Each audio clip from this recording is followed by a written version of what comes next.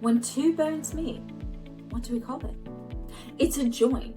Our joints help us to move. There are three classifications of joints. First, we have immovable joints. These are joints that don't move. These are things like the joints or where your bones meet in your skull. Then we have partially movable joints.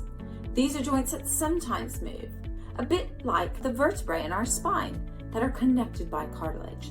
And finally, we have movable joints. These are joints that help our bones to move and twist and turn. Things like our elbow, our ankle, our shoulder.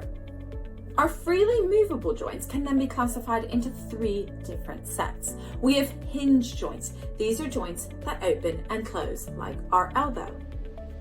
We also have ball and socket joints, joints like our shoulder or our hips, where we can move in all directions. And finally, we have pivot joints that allow us to turn and twist, like the joints that connect our head to our spine.